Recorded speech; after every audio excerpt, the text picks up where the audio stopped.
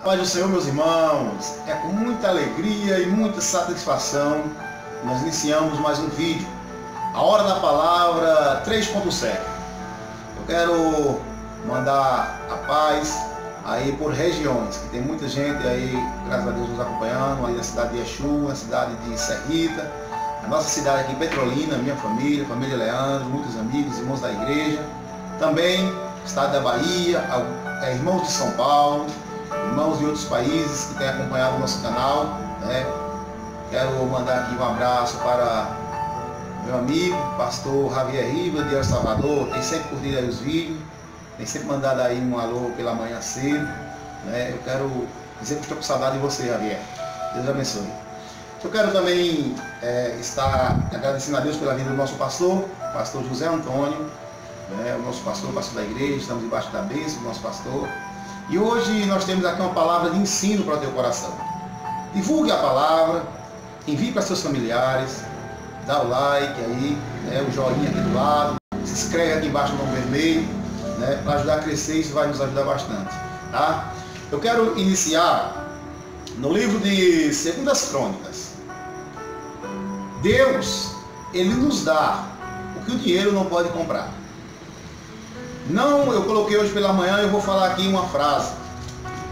Não tenha medo no caminho, tenha medo de não caminhar. Eu vou trazer a história de um rei de Israel hoje, neste momento de ensinamento da palavra de Deus. No livro de 2 Crônicas, capítulo 29, fala a história do rei Ezequias. Iniciando, do versículo 1 ao verso 7. Tinha Ezequias 25 anos de idade quando começou a reinar, e reinou 29 anos em Jerusalém. E era o nome da sua mãe Abia, filha de Zacarias, e fez o que era reto aos olhos do Senhor, conforme tudo quanto fizera Davi, seu pai. Ele, no ano primeiro do seu reinado, no mês primeiro, abriu as portas da casa do Senhor e as reparou. E trouxe os sacerdotes, os levitas, e os ajuntou na praça oriental. E lhe disse: ouve-me, ó levitas, santificai-vos agora, santificai-vos e tirai do santuário a imundícia. Porque nossos pais transgrediram, fizeram o que era mal aos olhos do Senhor, o nosso Deus. E o deixaram, e desviaram o rosto do tabernáculo do Senhor, e lhe voltaram as costas. Verso 7. Então fecharam as portas do alpendre, e apagaram as lâmpadas, e não queimaram incenso, nem ofereceram holocausto no santuário ao Deus de Israel. Meus irmãos, nesta palavra, Deus ele tem algo muito profundo nos nossos corações. Nós temos o início do reinado de Judá, né? Ali com Boaz casando com Ruth, e gera ali Obed. Obed venceu o pai de Jessé. Jessé venceu o pai de Davi, e o rei Davi gera Salomão. Salomão gera Roboão. Roboão gera Abias. Abias gera Asa. O rei Asa gera Josafá. Josafá Jeorão. E assim vai a genealogia de rei para rei, sempre no trono de Judá, sempre no trono em que Deus prometeu que da linhagem de Davi nunca iria faltar um rei sentado na cadeira de Israel, da tribo de Judá. E Deus prometeu que no final ele ia colocar um rei da tribo de Judá, que o seu reino não teria fim. E aí nasce Jesus Cristo. Você vai ver na genealogia de Jesus em Mateus e Lucas no início. E aí a Bíblia nos diz que mais na frente nasce um rei chamado Rei Acaz. O Rei Acaz, ele vem a ser o pai de Ezequias. No capítulo de número 18 de 2 Reis, é preciso ler para nós entendermos um pouco essa mensagem. No capítulo 18 de 2 Reis, o versículo de número 1 a 3, vai falar sobre o pai de Ezequias. Observe aí, que interessante. Olha que muito me chamou a atenção aqui. Sucedeu que no terceiro ano de Osias, filho de Elã, rei de Israel, começou a reinar Ezequias, filho de Acaz, rei de Judá. Tinha 25 anos de idade quando ele começou a reinar, e 29 anos reinou sobre Jerusalém, ou em Jerusalém. E era o nome de sua mãe Abia, filho de Zacarias. Versículo 3. E fez o que era reto aos olhos do Senhor, conforme tudo quanto fizera Davi, seu pai. Olha que interessante que me chamou a atenção nessa mensagem. No início deste versículo, o versículo 1 diz que Ezequias é filho de Acaz. No versículo 3 diz que ele era filho de Davi. Aqui é a árvore genealógica. O que eu entendo com isso, amada igreja do Senhor, todos vocês que estão ouvindo esta palavra, é que nós devemos pegar exemplos positivos para seguir. Nós pais devemos ter o cuidado, porque os nossos pecados podem influenciar os nossos filhos. E como vou dizer para vocês, a negligência espiritual. Se eu negligenciar a minha espiritualidade, eu posso influenciar o futuro dos meus filhos. A Bíblia nos diz que Acaz foi um rei muito mau. Era o pai de Ezequias. A Bíblia nos diz que Acaz, ele invejou o reinado dos sírios. E ele pegou e tirou o altar que foi edificado pelos reis anteriores, e começou a fazer um altar semelhante à réplica dos altares da Síria. E disse: se a Síria está vencendo, é por causa dos seus deuses. E deixou de seguir ao Deus de Israel, o Deus de Abraão, de Isaac e de Jacó, o Deus com D maiúsculo, e começou a fazer altares semelhantes aos altares de Senaqueribe, rei da Síria. A Bíblia nos diz que isso pareceu muito mal aos olhos de Deus.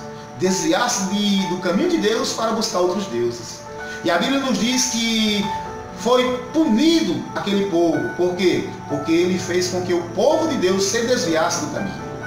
A Bíblia nos diz que chega um momento na história em que Deus divide as tribos. As 12 tribos de Israel, elas são divididas. Agora 10 tribos vai para o norte e 2 tribos vai para o sul. Entre as 10 tribos do norte fica reinando Jeroboão. Jeroboão tinha como inimigo Roboão. Era muito parecido os nomes. Roboão era filho de Salomão. Deus reservou 2 tribos para Salomão, para o filho de Salomão governar. Roboão foi a tribo de Judá e a tribo de Benjamim. O reinado de Israel nunca saiu da mão dessas 2 tribos. Primeiro quem reinou foi o rei Saul. O rei Saul, ele foi o primeiro rei de Israel. E depois Davi tomou ali o reinado e nunca mais ele perdeu a direção do reinado. A Bíblia nos diz que Roboão ficou com as 2 tribos, a tribo do sul, chamado a tribo de Judá, e a tribo de Benjamim. Porém, amada igreja, a Bíblia nos diz que Deus preservou essas 2 tribos. Deus deixou essas 2 tribos sem que o exército inimigo viesse a tomá-las. Porém, o exército inimigo veio e tomou-la. Tomou os reinos do norte. As 10 tribos do norte foi dominada pelo reino inimigo. Mas Deus preservou essas 2 tribos. Por quê? Porque Deus tinha um negócio com as tribos de Judá. E Deus reservou Ezequias para reinar ali em Judá. A Bíblia nos diz que o tempo em que Ezequias reinou foi um tempo muito próximo. A palavra de Deus diz que Deus abençoou de tal maneira o reino de Judá que o inimigo, eles não entravam em Israel. Deus livrou até dos assírios. Deus livrou ali a tribo de Judá por causa da adoração que Ezequias estabeleceu na casa de Deus. A Bíblia nos diz a Bíblia nos fala que quando o reino foi para as mãos de Ezequias, ele fez uma coisa muito linda. O que ele fez? Ele reabriu as portas da casa de Deus que o seu pai, os seus antepassados, ou seja, o rei Acaz, tinha fechado as portas da casa dele, porque Deus não recebeu a adoração das mãos dele, porque ele estava corrompendo o povo de Deus com adorações falsas, corrompendo o povo de Deus, levando aos ídolos e à idolatria pagã dos reinados da Síria.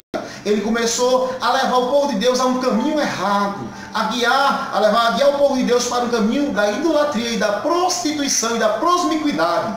O povo começou a andar após aos desejos da carne. E a Bíblia nos diz que Deus levanta este menino, ainda um jovem com 25 anos de idade, e ele faz o que é reto aos olhos do Senhor. Oh, maravilha de Deus, irmãos. Eu me alegro com a história do rei Ezequias, porque a Bíblia nos diz, amada igreja, que quando ele adoeceu, no capítulo 38 de Isaías, a Bíblia nos diz que Isaías vai lá, ele reinou no tempo do profeta Isaías, e Isaías vai lá e diz: Ezequias, coloque sua casa em ordem, porque você vai morrer, você não vai viver. E a Bíblia nos diz que ele estava com uma chaga, uma ferida muito grande. A Bíblia não fala como era, ou que enfermidade era, mas fala que ele estava com uma ferida aberta.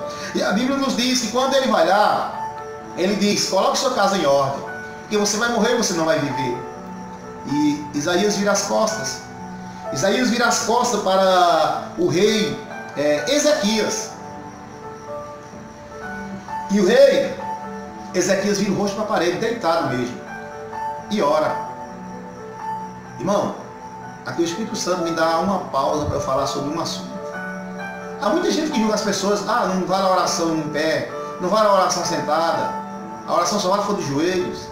Irmão, a oração não quer dizer a medida, a posição carnal que você está, mas sim a posição espiritual. Vê se você entende o que eu estou falando. A oração, isso não quer dizer a posição carnal, mas sim a posição espiritual.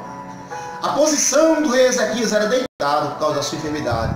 E virou o rosto para a parede e chorou, e disse assim no capítulo 38 de Isaías: Ah, Senhor, tu lembra que eu andei com sinceridade de coração e fiz o que era reto aos teus olhos. E porque esta enfermidade veio sobre mim, o Senhor é Deus, se o Senhor quiser, o Senhor pode me curar. E a Bíblia nos diz que Isaías ainda estava no pátio. E Deus manda Isaías voltar e diz: olhe e volte. Senhor, eu dei agora o recado a ele, eu volte, porque eu tenho outro recado para ele. O que o Senhor quer? Vá lá. Quando chegou lá, o Senhor disse, pela boca do profeta Isaías: acrescentarei, Ezequias, aos teus anos de vida 15 anos para frente. Por quê? Porque eu ouvi a tua oração. Nos teus dias nenhum rei, nenhum inimigo vai entrar aqui neste lugar para te afrontar. Por quê? Porque eu vi que o teu coração é reto diante de mim. Você é um adorador de verdade diante de mim, Ezequias. E Deus restaurou a saúde dele. Ainda deu até o remédio, que era uma folha de figo, para colocar na ferida. E a Bíblia nos diz que ele não acredita. Ele diz: mas Senhor, eu vou viver mesmo? Me dê um sinal. Darei um sinal para você, Ezequias. Qual sinal? O relógio do seu pai, o relógio de Acais, ele vai voltar 10 graus, novamente à sombra. Antigamente, os relógios, ele era marcado por sombras. Eu morava ali no sítio Caraíba, cidade de Exu. E quando dava a hora de ir para a escola, eu sabia pela sombra que era um risco no terreiro. Quando o sol andava, a sombra, quando ela chegava retinho ali no risco do terreiro onde eu fazia, era a hora de tomar banho e ir para a escola. Porque eu não tinha relógio. Era do mesmo jeito, o relógio de Acais era um relógio de inteligência. E Deus fez com que voltasse novamente o sol atrás para mostrar que ele estava confirmando a saúde do rei Ezequias. O que eu aprendo com isso, irmão Cícero? Que a genealogia ou as maldições hereditárias, elas são quebradas quando há adoração ao nome de Jesus. No livro de Êxodo, como é um culto, uma palavra de ensino, na verdade, um vídeo aqui não é um culto, é uma palavra de ensino, nos diz aqui o versículo 5 e 6 de Êxodo, capítulo 20. Não te encurvarás a elas, nem os servirá, porque eu, o Senhor teu Deus, sou um Deus zeloso, que visito a maldade dos pais do filho até a 3ª e a 4ª geração daqueles que me aborrecem. Versículo 6. E faço misericórdia em milhares aos que me amam e guardam os meus mandamentos. É o que eu acabei de falar. Os pais, ele pode influenciar a espiritualidade dos filhos. Ele pode influenciar. Nós vemos em dia em que os pais bebem muito, muitos deles usam droga, aí depois os filhos vão dar trabalho e dizer: por que, Senhor, que minha vida está assim? Aí o Senhor diz na sua palavra de que o homem se queixa senão dos seus próprios erros. O caminho que você está andando é o caminho que seu filho está vendo. A Bíblia nos diz no livro de Provérbios, se não me fala a memória, o versículo, capítulo 22, verso 6. Ensina o teu filho no caminho em que deve andar. Você não deve ensinar o caminho, você deve ensinar no caminho. A Bíblia diz que você tem que andar e mostrar o caminho certo para seu filho andar. Então nós podemos influenciar uma geração futura, ou atender a Deus, ou desviar dos caminhos do Senhor. E a Bíblia nos diz aqui, e ela é bem clara, relatar que Ezequias não foi pelo caminho do seu pai Acais, mas ele preferiu ir pelos seus avô e bisavô, ou seja, Davi. Davi foi muito temente a Deus, se desviava do mal, errou muitas vezes, mas pediu perdão a Deus. E a Bíblia nos diz que Davi morreu sendo homem de Deus. E ele fez o que era reto aos olhos do Senhor. Nos dias de Ezequias, Israel foi próspero, Judá foi próspero, ele reinou sobre Judá e sobre Benjamim. E Deus abençoou grandemente. Por quê? Porque aquilo que o dinheiro não pode comprar, é só Deus quem pode dar. Alegria, felicidade, paz, emana de Deus. E pode vir ao teu coração. Cabe você render ao Senhor e dizer: Senhor, mudarei os meus caminhos, porque eu vou aceitar o Senhor como o meu Salvador e Senhor. Guie-me os meus caminhos e me mostre a verdade. Nós estamos vivendo um tempo em que está tão, irmão, fácil de você descobrir o que é verdade e o que é mentira. O manual, tudo o que se faz, existe um manual. Estamos gravando aqui pelo um telefone, que agora já é moderno smartphone, mas tem um manual. Tem uma TV aqui com fundo musical, também tem um manual. E o manual cristão é aqui, ó, a palavra de Deus. Deus não deixou o cristão sem manual. Se você ler a Bíblia, ela vai te mostrar o caminho certo. Porque a Bíblia nos diz no livro do Salmo 105, a Bíblia nos fala assim, 119, verso 105. Lâmpada para os meus pés, Senhor, é a tua palavra, e luz para o meu caminho. A palavra de Deus, ela é luz, ela é lâmpada e ela é luz. Ela é lâmpada agora como um farol baixo, para nós lermos aqui. E ela é luz para nos dar um vislumbre do que tem adiante para nós. O meu futuro não depende, irmão, de Deus. O que Deus tem que fazer já fez. O meu futuro depende de mim, das minhas escolhas. O que eu plantar eu irei colher. É por isso que a Bíblia nos diz: não se deixe se enganar, porque de Deus não se zomba. Aquilo que o homem planta, ele vai colher. O que você está plantando? Que exemplo você está seguindo? Ah, irmão, eu vou seguir o exemplo do meu pai. Eu vou seguir o exemplo do meu avô. E se seu avô estivesse errado? O tempo do seu avô era diferente. Ele não tinha a oportunidade que nós temos hoje de aprender o que nós aprendemos hoje. Deus julgará diferente. Mas eu e você temos uma grande oportunidade hoje. Você sabe aquela síndrome de Gabriela? Meu pai era assim, meu avô era assim, minha mãe era assim, eu morrerei assim. Esta é o caminho que ele me ensinou, eu vou morrer desse caminho. Gabriela, é assim de Gabriela. Você vai morrer errado, seu pai não teve a oportunidade, seu avô não teve a oportunidade, você hoje tem a oportunidade. Então, a oportunidade está diante de nós. Nós devemos escolher.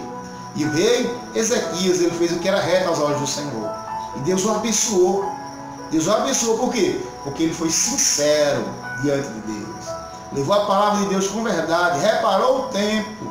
E para encerrar, a Bíblia nos diz que ele demorou 16 dias, no capítulo 29 de 2 Crônicas, reparando o tempo. E depois que reparou, ele convidou os sacerdotes e levitas e disse: preparem-se, porque é a hora de nós nos apresentarmos diante de Deus, festejamos o Senhor, reverenciar a sua santidade e fazermos culto ao Senhor, voltar a cultuar, porque nós estamos muito tempo sem cultuar. É tempo de voltarmos a cultuar, é tempo de reabrir as portas da casa de Deus, para nós louvarmos o seu santo nome e glorificar.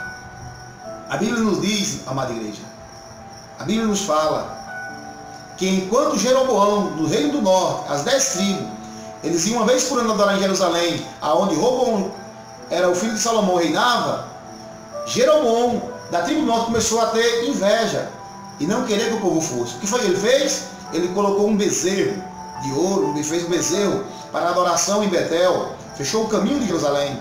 E colocou um bezerro também em Dan, fechando as saídas para Jerusalém. E proibiu do povo ir buscar a Deus em Jerusalém, para que ficasse adorando os bezerros ali no norte, no reino do norte. O que eu aprendo com isso, para encerrar? Cuidado com as fronteiras que a vida se faz para chegar a Deus. Quebrem as fronteiras. Rompa a multidão e toque em Jesus.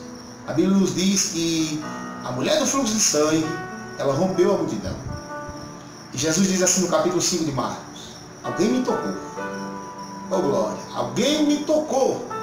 E o apóstolo Pedro diz assim: Senhor, uma multidão te cerca. Sim, Pedro, eu sei que a multidão me cerca. Mas quem me tocou, desta vez me tocou diferente. porque de mim saiu virtude. A Bíblia nos diz que a mulher sabia o que tinha feito, ela disse assim: Senhor, fui eu quem te toquei. Não podia uma mulher tocar num homem, um judeu.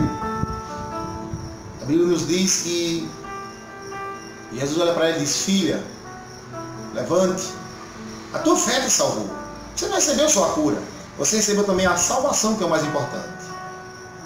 Meu amado, minha amada, você que está ouvindo através do aparelho, você pode estar doente, com enfermidade no corpo. Deus pode te curar, mas não pense que isso é o maior milagre. O maior milagre foi o primeiro que Jesus fez, o milagre da transformação. Ele transformou a água em vinho. O vinho significa alegria. Jesus pode trazer alegria para o teu coração. Não corra atrás de bênçãos materiais, porque a Bíblia nos diz que as bênçãos acompanharão os que creem. Os que creem não podem correr atrás da bênção, a bênção é que corre atrás da gente. A bênção ela segue aquele que tem o nome do Senhor. Então a Bíblia nos diz que aquela mulher ela recebeu a salvação porque tocou em Jesus. Israel deixou muito exemplo para nós seguirmos. Ou seguimos o exemplo negativo ou seguimos o exemplo positivo. O apóstolo Paulo diz nas cartas de Coríntios, 1 Coríntios capítulo 10, se me falar a memória, ele diz assim: não faça como Israel fez no deserto.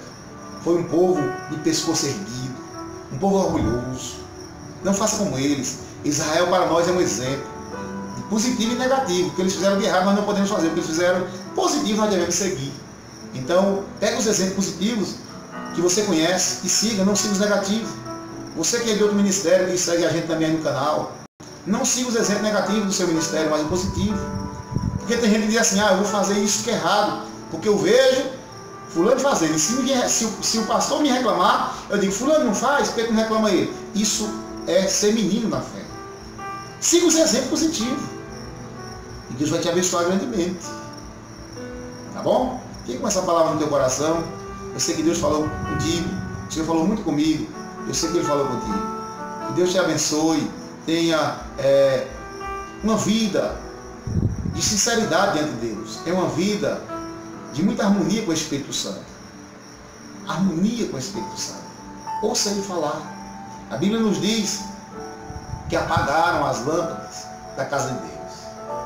E o Espírito Santo me lembra aqui, para encerrar, que quando Deus chama Samuel, lá no início do sacerdócio, quando Deus estava rejeitando Eli, Ofni e Finéias, a Bíblia nos diz que Deus chama Samuel antes que a lâmpada se apagasse. Olha que interessante, antes que a lâmpada de Deus se apague. Antes que a lâmpada de Deus se apague, ouça Deus se chamar: Samuel, fala, Senhor, porque o teu servo ouve. Se você vem dizer como Samuel fez: fala, Senhor, comigo, porque o teu servo ouve. Tá bom? Deus te abençoe em nome de Jesus. Amém.